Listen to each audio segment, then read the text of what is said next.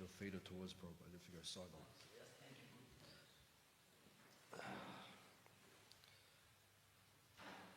Gauranga.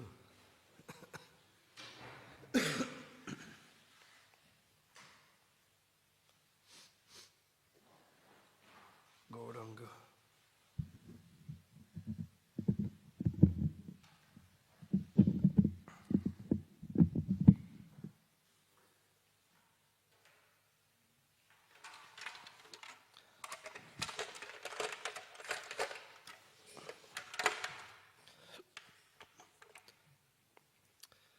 Jai Radha Madhava Kunja Bihari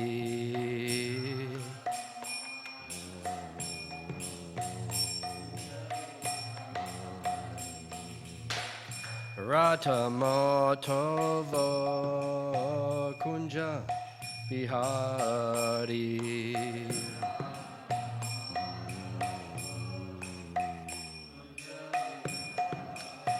Jaya Gopi Jana Ballabha Girivaradari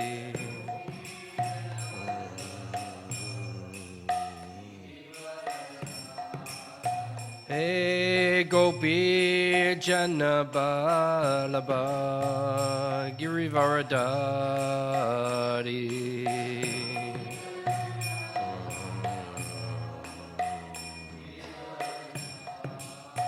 Yashodanandana Brajjanaranjana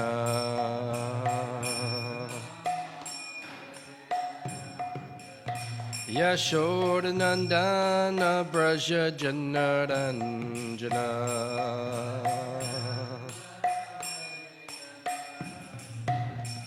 Jamuna Tirtha Vanochari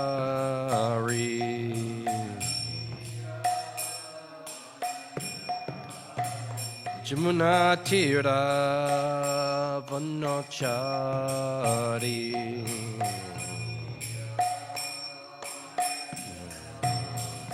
Jaya Radha Madhava Kunja Bihari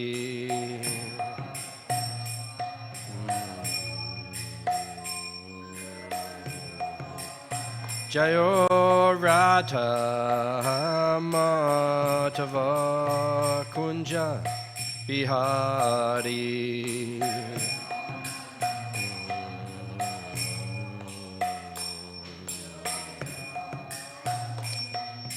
Gopi Jana Ballabha Girivaradari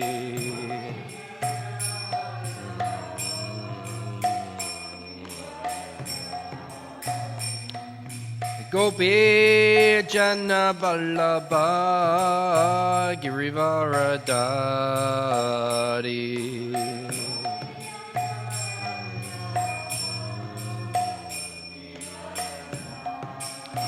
Yashodanandana Brajjanaranjana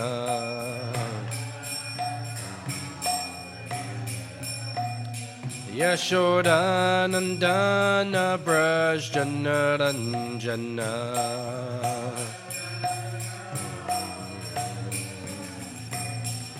Jamuna Tirtha Vanachari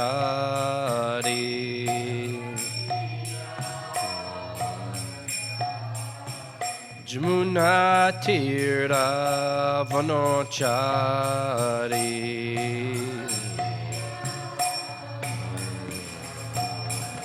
Jaya Radha Madhava Kunja Bihari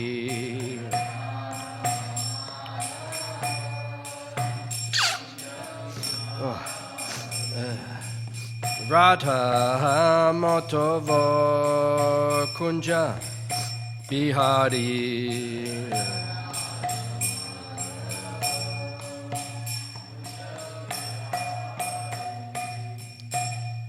Jayam Vishnupad Paramahamsa Paragrajikacharya Ashtatala Satashishimadh His Divine Grace A.C. Bhaktivedanta Swami Srila Prabhupada Ki Anantakoti Vaishnava Brindaki, Grantaraj Srimad Bhagavatam Ki, Nitai Go Premanande, all glories to the assembled devotees, all glories to the assembled devotees, all glories to the assembled devotees, all glories to Sri Guru and Sri Gauranga.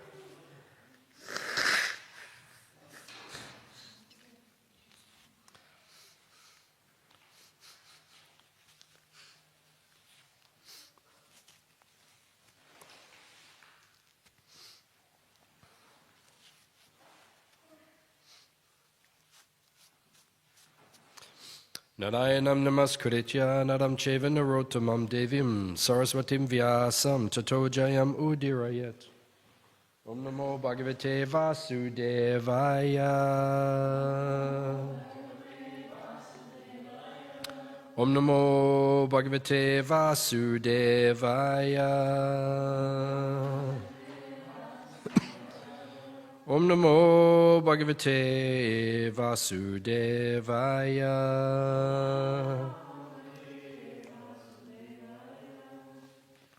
Reading from Srimad Bhagavatam, canto 9, chapter 13, chapter entitled The Dynasty of Maharaj Nimi, text number 13 onwards. Jamana Janaka Sobud Videhastu Videhaja Mitilo Matanajjato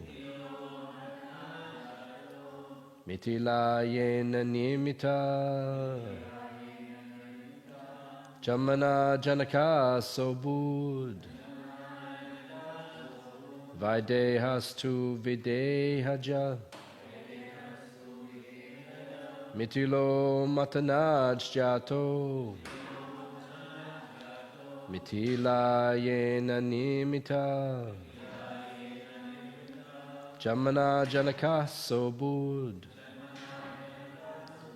Videhastu Videhaja Mitilo Matanajjato Mitilayena Nimita.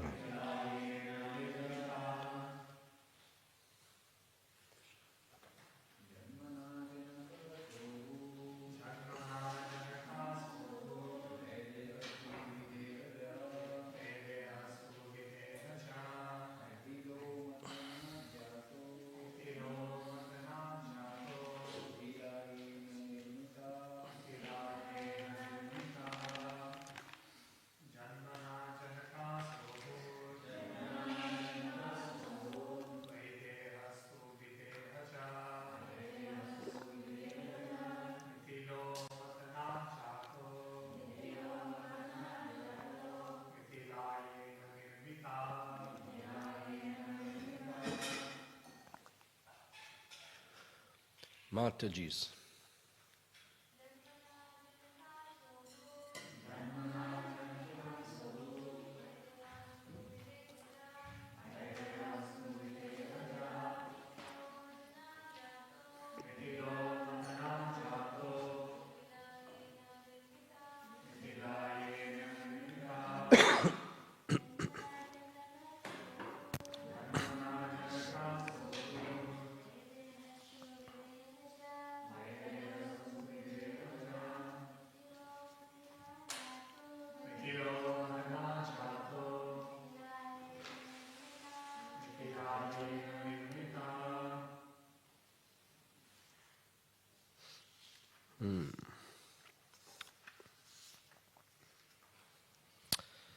Jamana, by birth. Janaka, born uncommonly, not by the usual process. Saha, he. Abud, became. Vaideha, also known as Vaideha. Tu, but.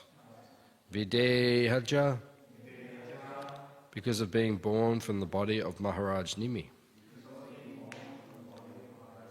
who had left his material body. Mithila, he also became known as Mithila. Matanat, because of being born from the churning of his father's body. And Jata, thus born. Mithila, the kingdom called Mithila. Yena, by whom? Janaka. Niyamita, was constructed. Translation and purport by His Divine Grace A.C. Bhaktivedanta Swami Srila Prabhupada. Because he was born in an unusual way, the son was called Janaka. And because he was born from the dead body of his father, he was known as Vaideha. Because he was born from the churning of his father's material body, he was known as Mithila. And because he constructed a city as King Mithila, the city was called Mithila. Translation responsibly. Because he was born in an unusual way, the son was called Janaka. And because he was born from the dead body of his father, he was known as Vaideha. Because he was born from the churning of his father's material body, he was known as Mithila. And because he constructed a city as King Mithila, the city was called Mithila. So I'm going to read a few more verses. O King Parikshit, from Mithila came a son named Udavasu. From Udavasu, Nandivardhana. From Nandivardhana, Suketu. And from Suketu, Devarata. From Devarata came a son named Brihadrata. And from Brihadrata, a son named Mahavira, who became the father of Sudriti. The son of Sudriti was known as Drishtaketu. And from Drishtaketu came Hayashva. From Hayashva came a son named Maru. The son of Maru was Pratipaka, and the son of Pratipaka was Kritarata. From Kritarata came Devamita. From Devamita, Vishruta. And from Vishruta, Mahadriti. From Mahadriti was born a son named Kritirata. From Kritirata was born Maharoma. From Maharoma came a son named Swanaroma. And from Swanaroma was Hraswaroma. From Hraswaroma came a son named Shiradwaj, also called Janaka. When Shiradwaj was plowing the field, from the front of his plow, Shira, appeared a daughter named Sita Devi, who later became the wife of Lord Ramachandra. Thus he was known as Shiradwaj. The son of Shiradwaj was Kushadwaj, and the son of Kushadwaj was King Dharmadwaj, who had two sons, namely Kritadwaj and Mitadwaj.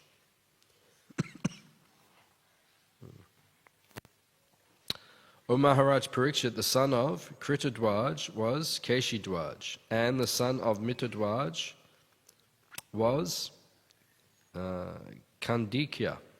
The son of Kandikya was expert in spiritual knowledge, and the son of Mitadwaj was expert in Vedic ritualistic ceremonies.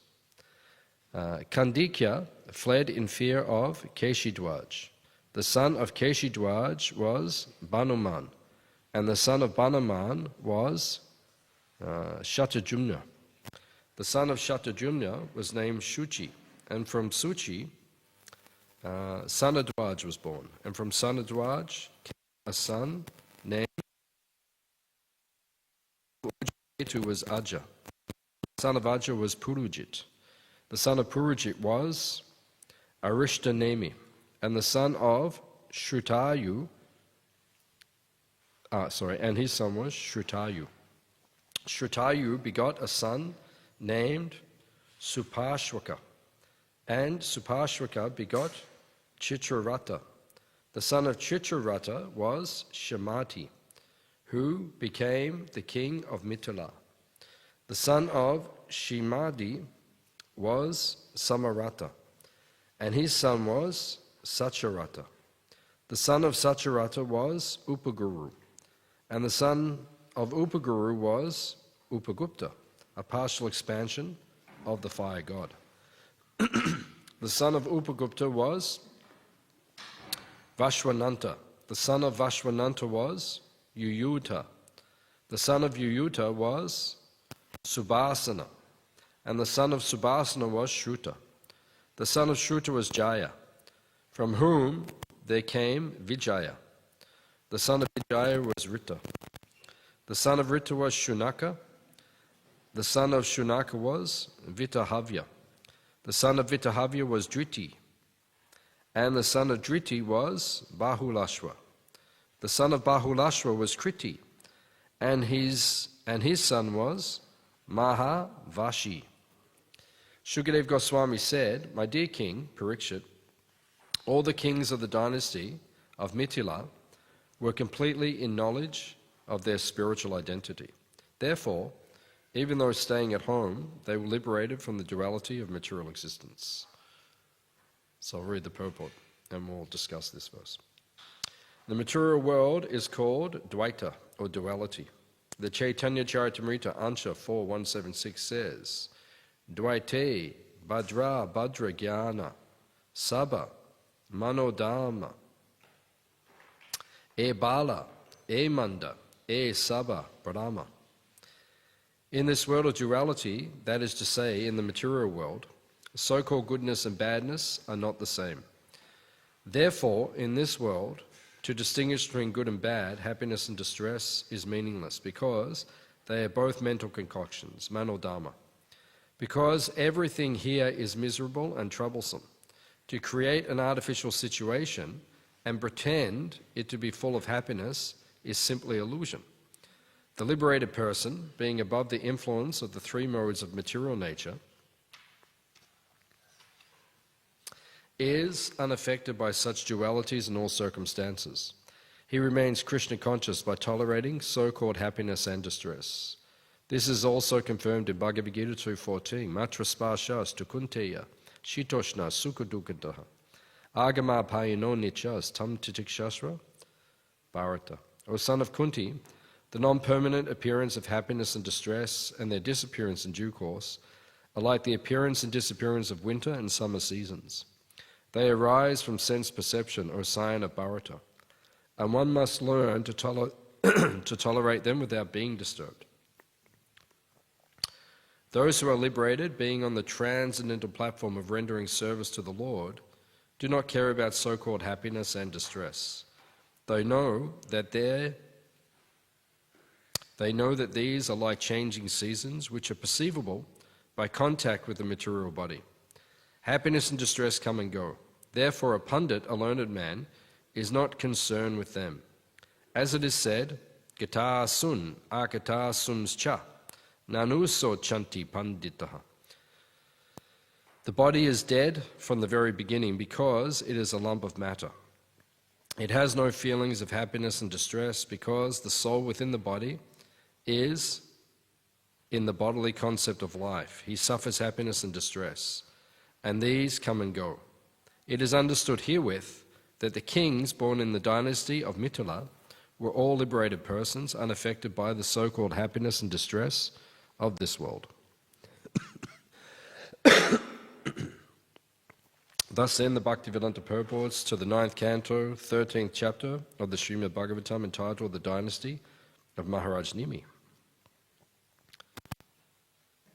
Omagyan Timarandasya Gyananjana Shalakaya Chakshurun Militam Jena Tasmai Shri Gurave Namaha Shri Chaitanya Manobishtam Stapitam Yena Bhutale Swayam Rupa Kadamayam Tadati Swapadantikam Vansha Kalpatarubhyascha Kripa Sindhu Vievacha Patitanam Pavanebhyo Vaishnavebhyo Namo Namaha.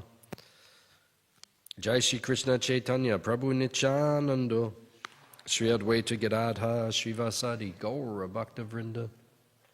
Hare Krishna, Krishna Krishna, Hare Hare, Hare Rama, Rama Rama, Hare Hare.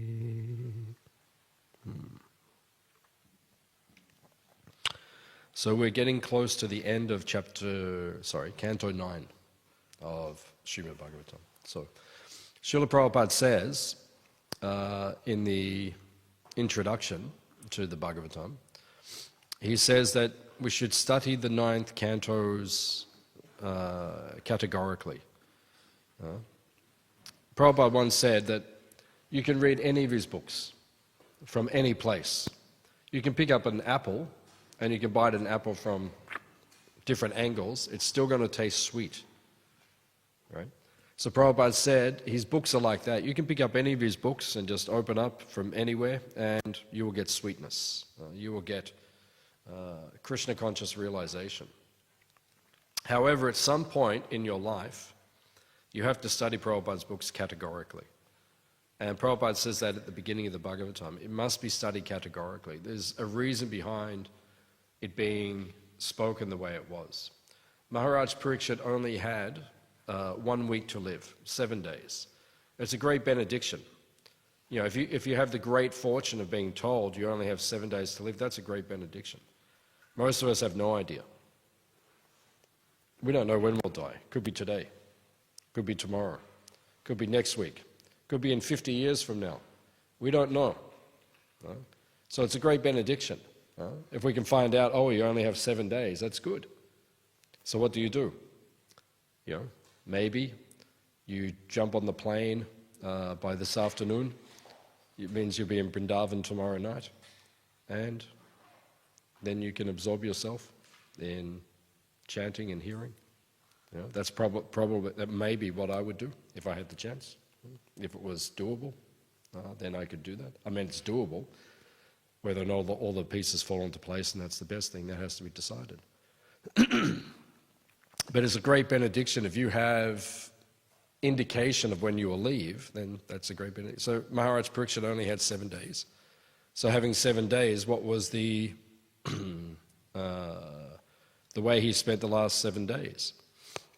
He heard the Srimad Bhagavatam. He went to the bank of the Jamuna, right? Well, it says Ganga within the Bhagavatam. It was Jamuna coming down through Delhi. Ganga and Jamuna, technically it's the same. So he goes to the bank of the Ganga, the Jamuna. He sits there.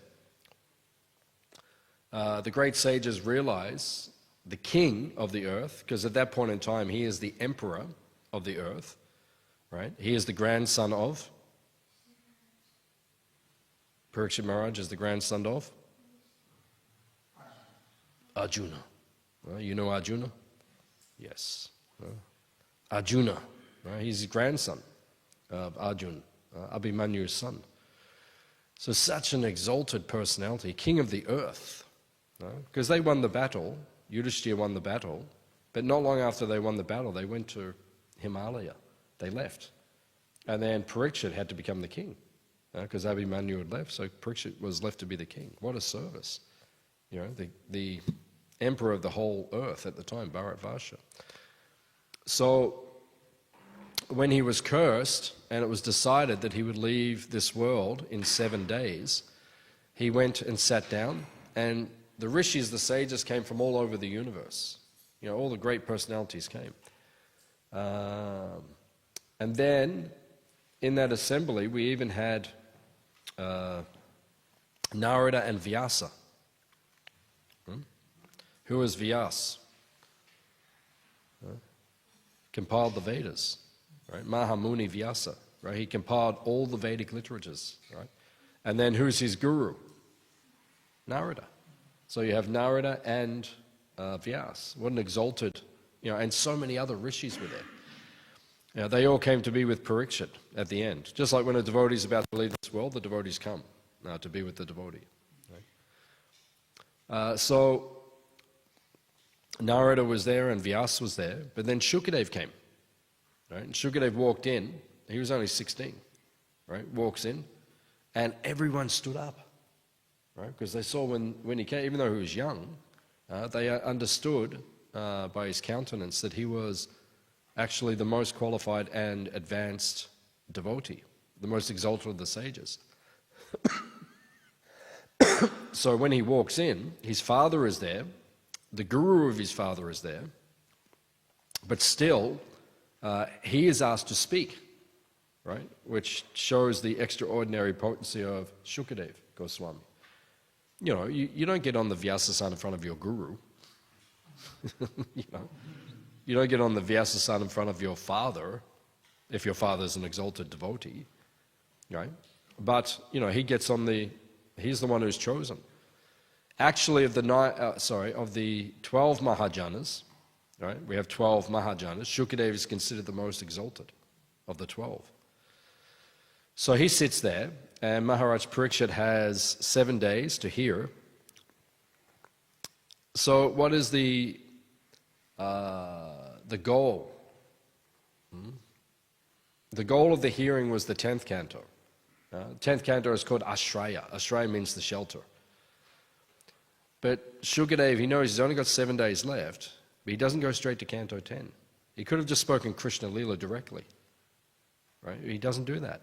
He goes from canto 1 to canto 12, very systematically, right? So why does he do like that? Because there's a reason behind it. It's categorical, right? And Prabhupada says in the introduction of the Bhagavatam, he says you have to study Bhagavatam categorically.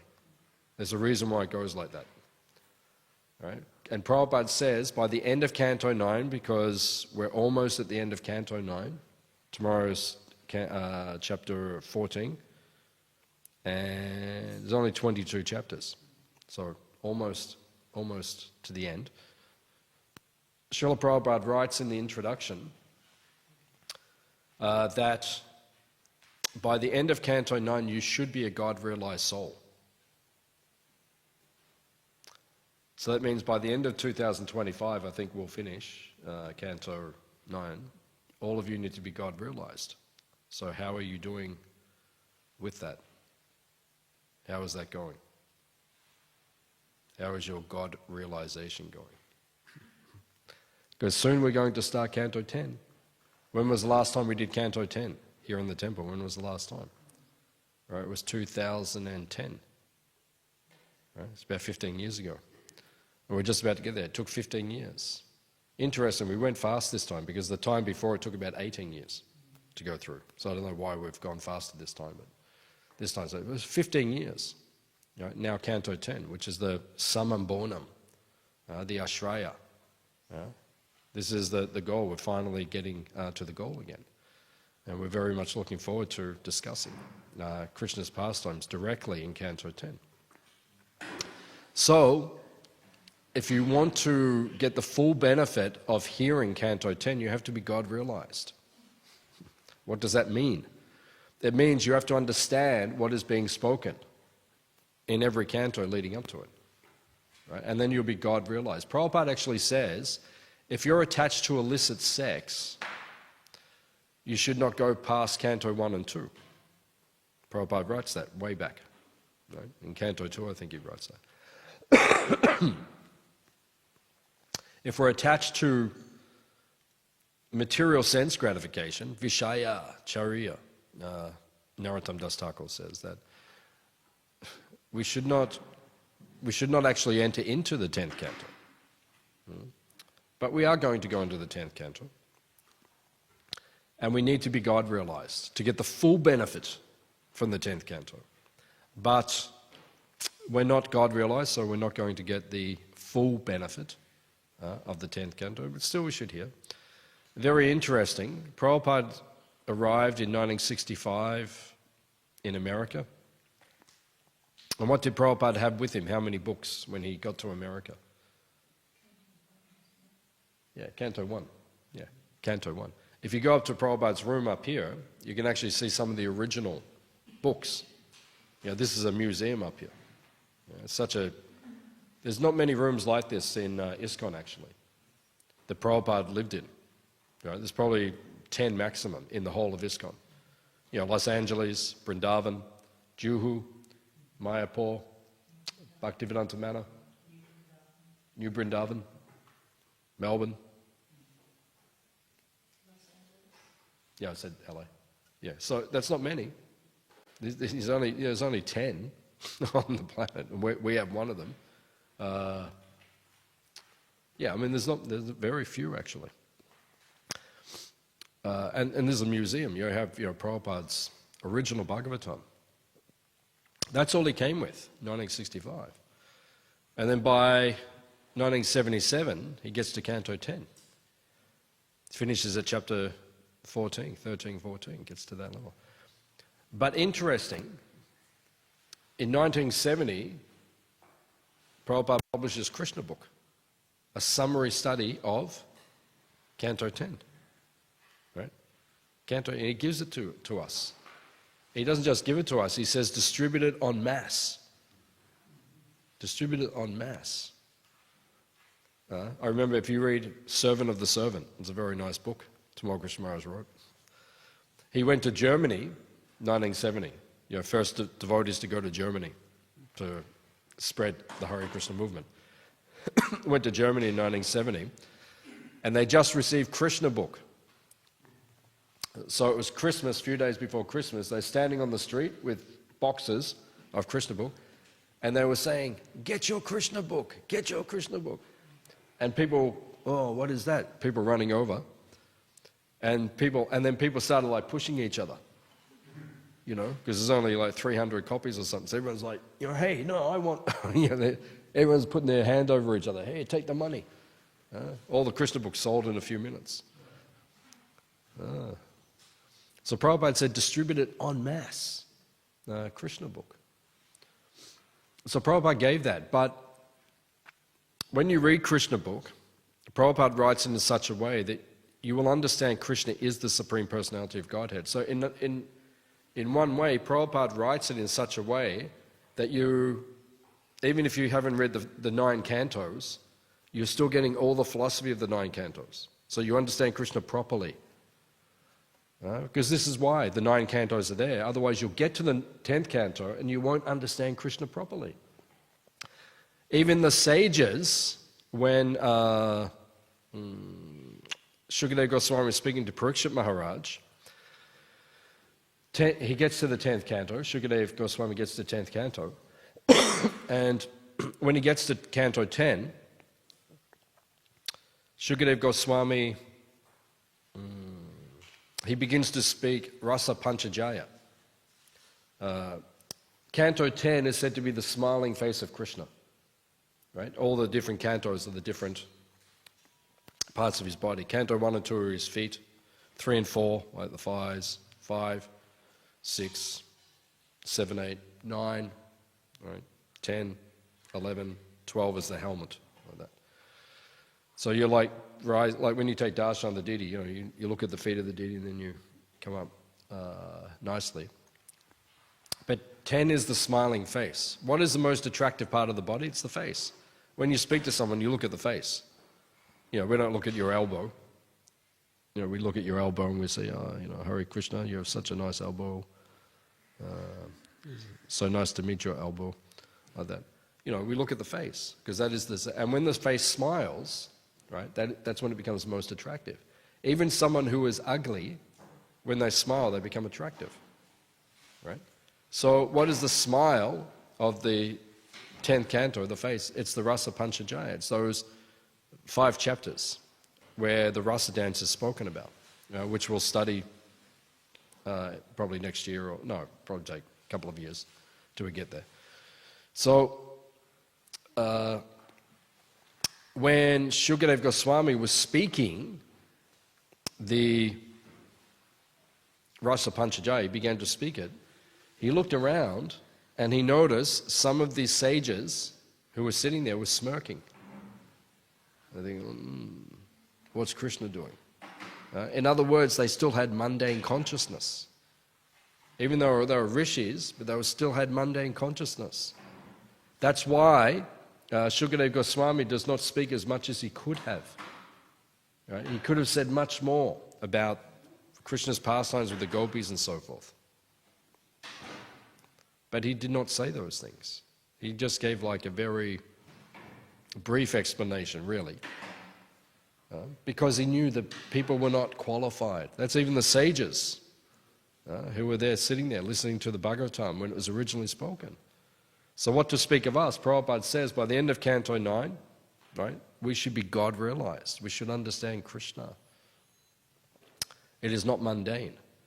So in this last purport of chapter 14, Prabhupada says that the kings were self-realized souls. They're called Rajashi.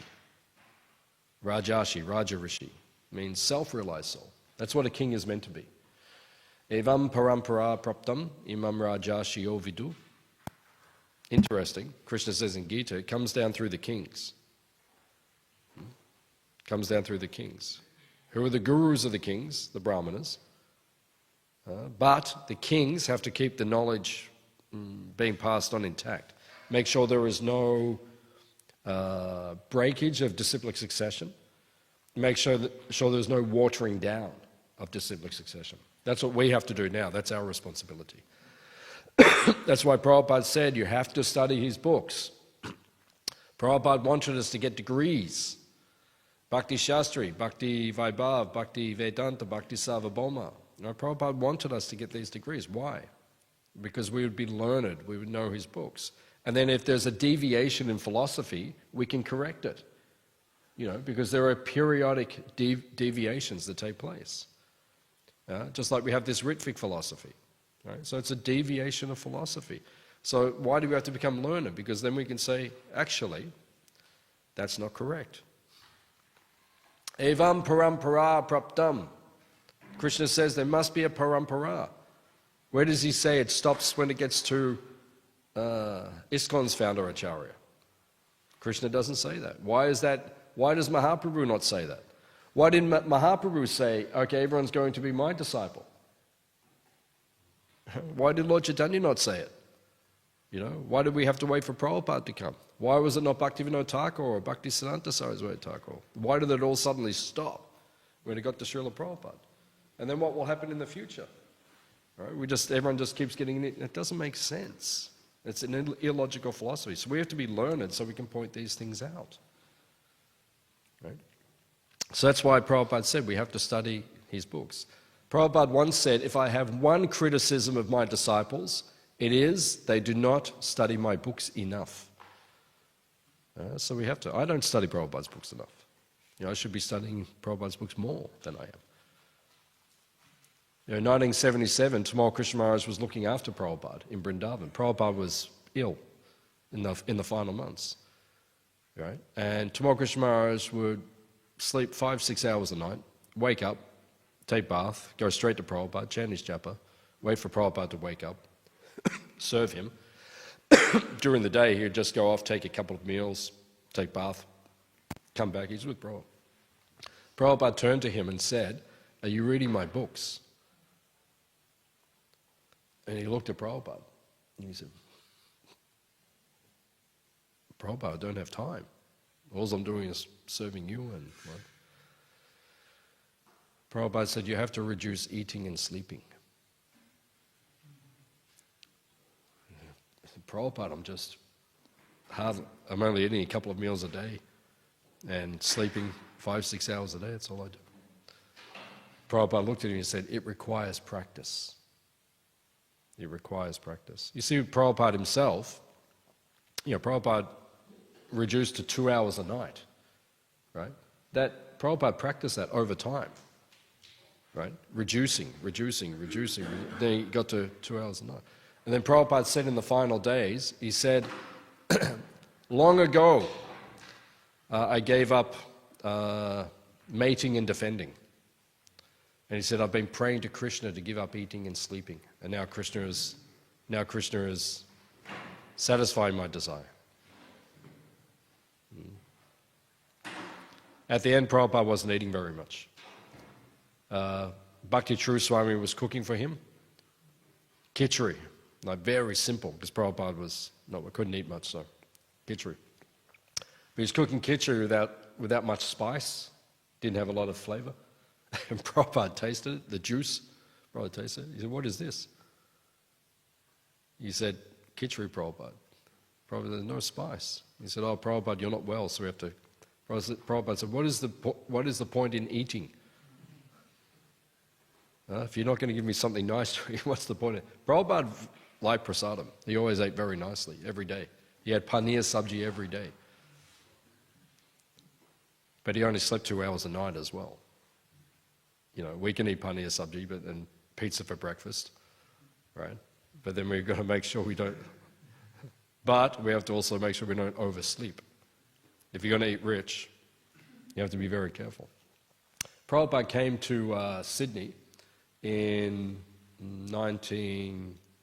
maybe 72, very early in the movement. And devotees were having halava for lunch every day. Prabhupada said, "Stop that." He said, "Once a week you can eat like that, rich food. You can eat once a week. Right? The rest of the time you eat light. Once a week you can have rich." And then Prabhupada left, and devotees kept doing it. It's hard in Kali Yuga for the devotees to control their senses. Not easy. But Prabhupada said, "I've given up eating and sleeping." Right, at the end. Even though Prabhupada actually was sleeping quite a lot in the final months. But his sleeping was not sleeping, not like us. You know, when we go to sleep, it's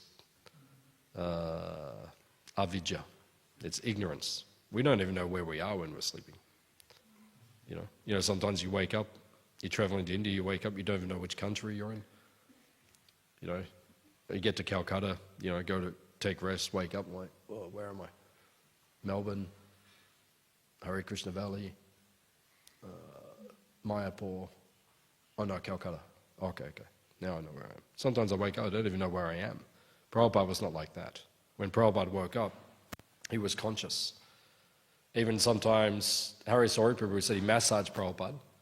He'd massage Prabhupada would like kind of drift off. And he massaged, and then he said when he was massaging, Prabhupada was speaking, and he would kind of drift off and he'd keep massaging.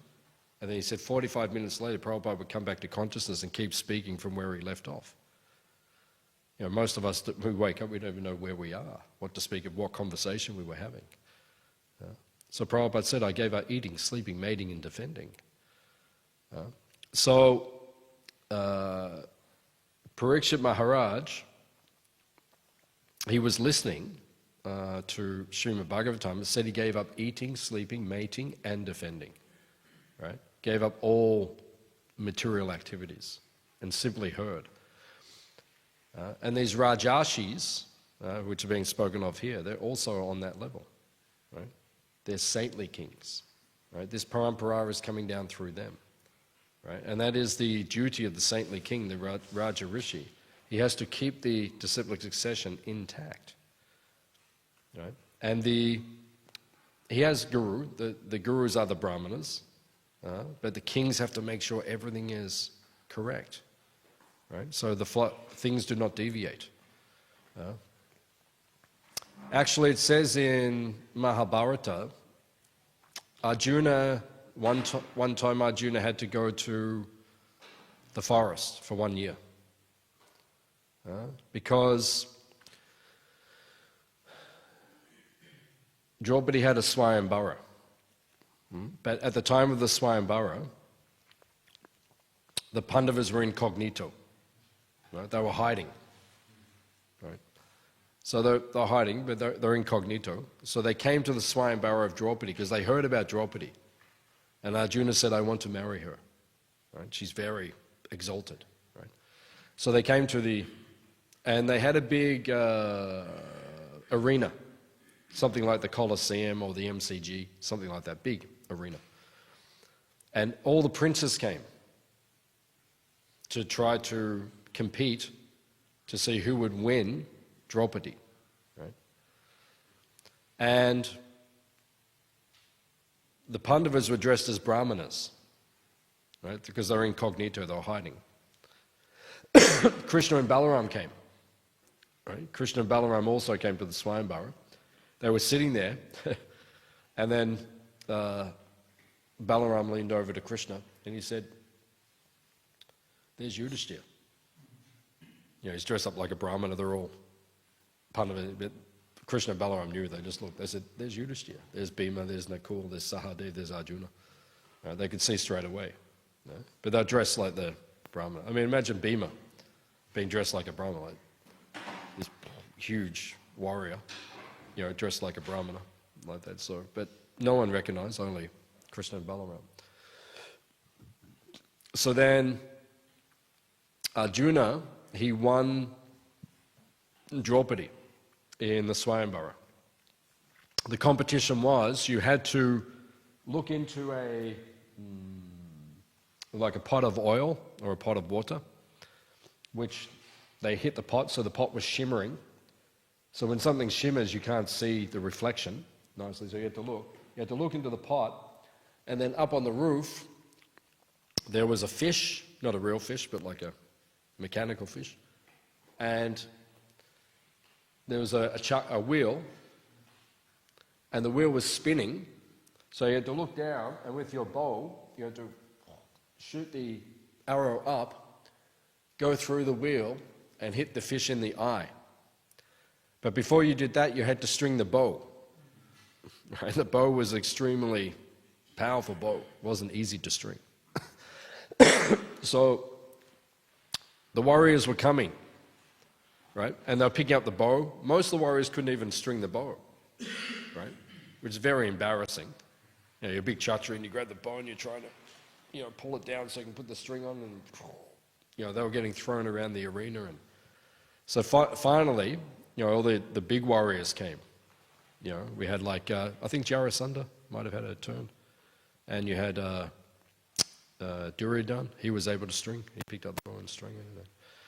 Different warriors were trying, very powerful warriors. And finally, no one could hit.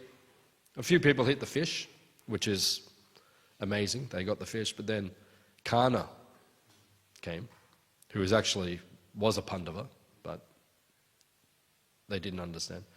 Karna came, he got the bow, and then he looked down.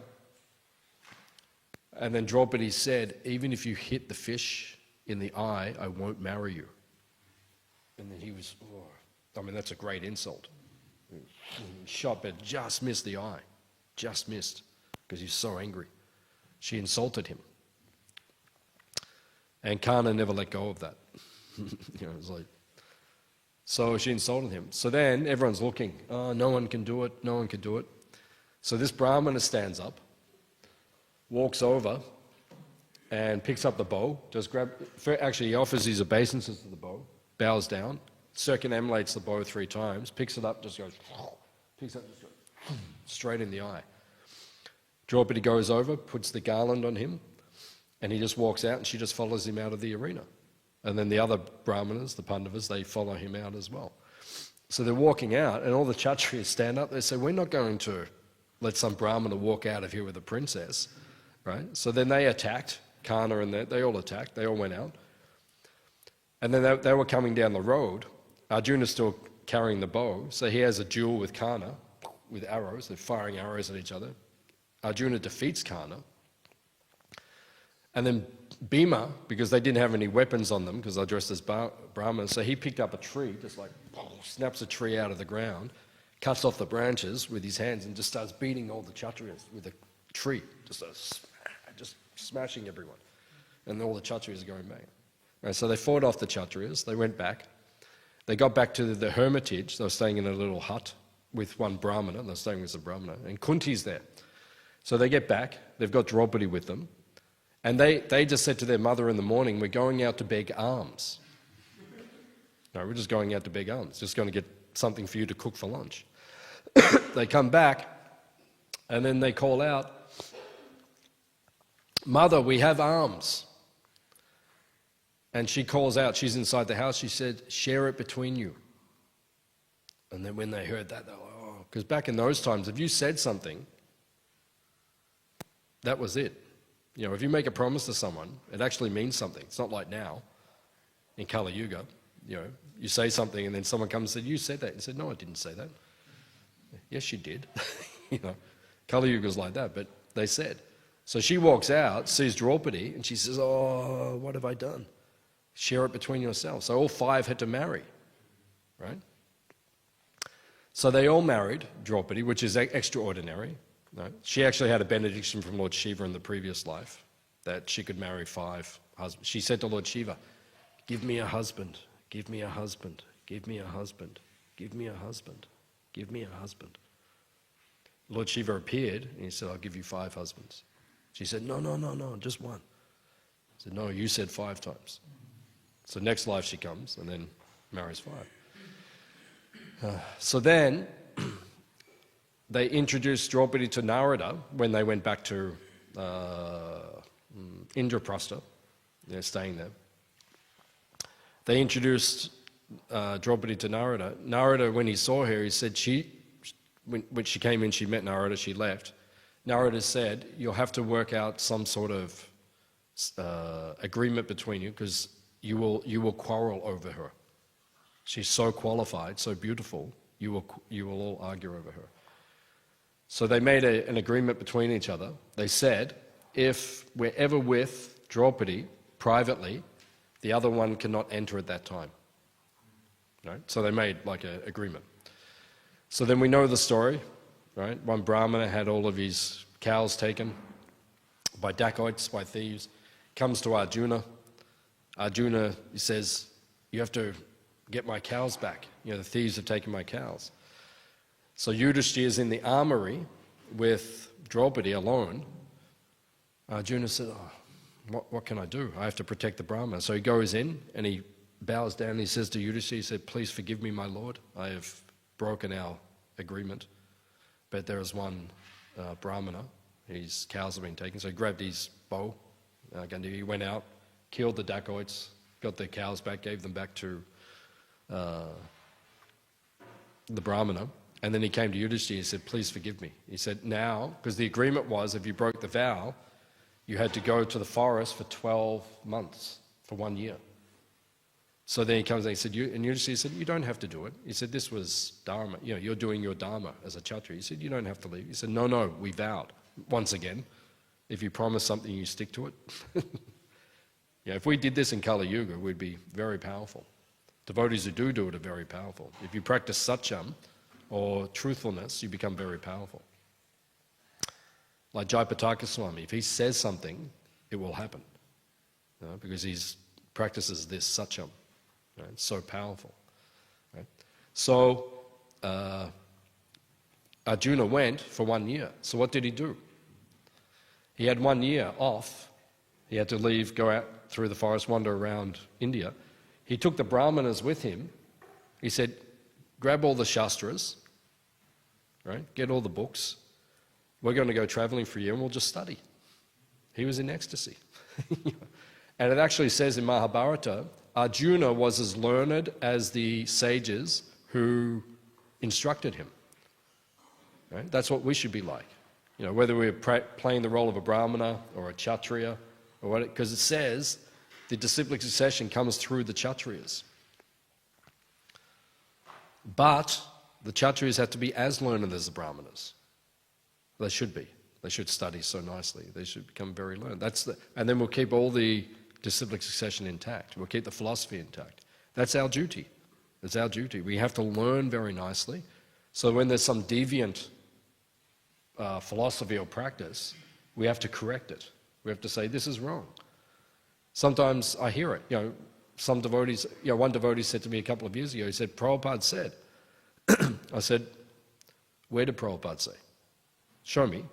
I've never heard that. Maybe I'm wrong. I haven't heard everything that Prabhupada said, but show me. He couldn't show me. I said, "Don't say those things." Even Prabhupada said. Prabhupada used to say, "Oh, they say Prabhupada said, Prabhupada said." Prabhupada did not say. Be very careful what you say. You know, it has to guru, sadhu, shastra. That's why we have to become learned, right, in the books. That's why we study Bhagavatam, Canto 1 to Canto 9. And now we're just about to get to Canto 10. And we have to know the philosophy nicely because we're going into Canto 10. These are Krishna's pastimes. If you're going to go in, you have to understand who he is. This is Swayam Bhagavan, Supreme Personality of Godhead. Right? If he's stealing, which he does, if he's having illicit affairs with the the ladies in his village, which he does, you have to understand who it is who you're dealing with. It's not some ordinary person. Right? That's why we have to study nicely. Krishna can do whatever he wants, and we can do not whatever we want. That's the difference. Right? Krishna can do what he wants. You can just behave yourself. Right? Once you behave yourself, then maybe Krishna will let us come back to the place where you can do whatever you want. But down here, no, you practice. You become purified. Once you're purified, then you can go back to Godhead, and then you can do whatever you want. In the spiritual world, there's no restrictions to enjoyment, right? Because everyone has a pure heart. So Krishna says, enjoy yourself unlimitedly. Right? You can eat as much as you want in the spiritual world. You can't eat as much as you want here. Right? In the spiritual world, Madhu Mangala sometimes eats 1 million laddus. But he can do it. Why? Because Krishna gives you license. Okay, now. But here, what's the quota in this world? Right? 10 laddus. Well, one time I ate 36 gulab jamans. That was a good day. Well, I could still do it now, but I won't, because I've learnt it affects my japa the next day. I could do it, but yeah, the good days are gone. But when you go to the spiritual world, there are no limitations. You have a spiritual body, you can serve Krishna purely, and then Krishna will give unlimited enjoyment to the jiva. But in this material world, we have to practice some sense control. Rupa Goswami says, Vacho vegan, manasakroda vegan, jiva vegan, udarapasta vegan. 6 things you have to control. Then you can go back to Krishna. So we'll stop here. Any questions or comments on what we discussed?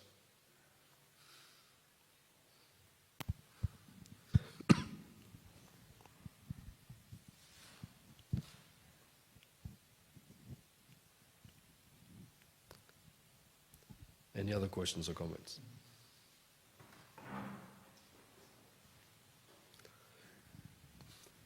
You have a question?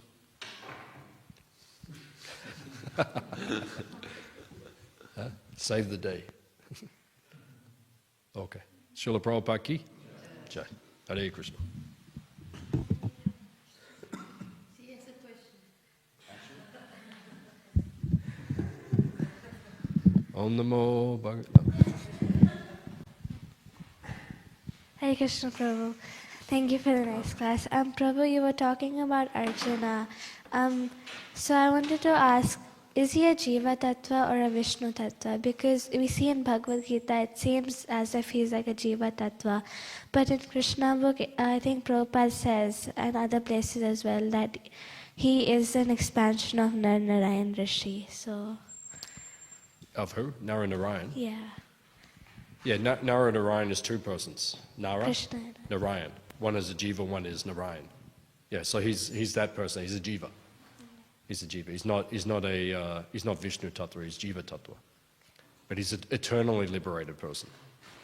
Eternally liberated. Okay. Thank you. Okay. Any other questions? Yeah. Hare Krishna. We hear that different personalities, they leave home for becoming more self-realized. But I was wondering that, at least for myself, I was thinking, is it okay to just continue with staying at home and just attending the morning program? And this way can we continue to just become detached, and at the end of the life we are ready to go back, or do we have to take that step of leaving home and going to some holy dham and all that? Oh, like that. It's up to you.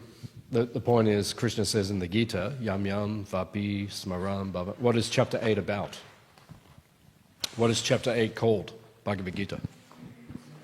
Attaining the Supreme. So chapter 8 is about how to die. That's what chapter 8 is about. So Krishna says, Yam Yam Vapi Smaram Bhava. Whatever you remember, that state you attain. So whether you go to the holy dham or you, like Bhakti Tirtha Swami, he stayed in Gita Nagari in America, which is a holy dham. But he purposely chose to show the example that particular example, I'm not even going to go to Vrindavan. I'll stay here in one of Prabhupada's theatres and I'll just absorb myself in Krishna and I'll go back to Godhead like that. So whether you're in the... Even Prabhupada said in New York, we used to have that 13-story skyscraper in New York back in the 1970s. Prabhupada actually said, if I leave my body here in New York, build a samadhi on the roof. So even Prabhupada said, I have no sentiment to go back to Vrindavan. I'll just, wherever I leave my body, if I'm thinking of Krishna, I'll go back. However, in February of 1977, when Prabhupada did become ill, he said, take me to Vrindavan. So he said both things. He said, I don't have any sentiment, but he also said, when he did become ill, he said, take me to Vrindavan. Because Prabhupada loved Vrindavan. He said, that's my home. So it's up to you. There's no hard and fast rule. The point is, if you remember Krishna, you'll go back to Krishna. It's easy in Vrindavan. That's why we go to Vrindavan. For me, it's easier to remember Krishna in Vrindavan than it is in the West. That's why we go there. So at the end of life, it's up to you, whatever. As long as you remember Krishna, then you'll go. Thank you. Any other questions? Okay. Srila Prabhupada Ki.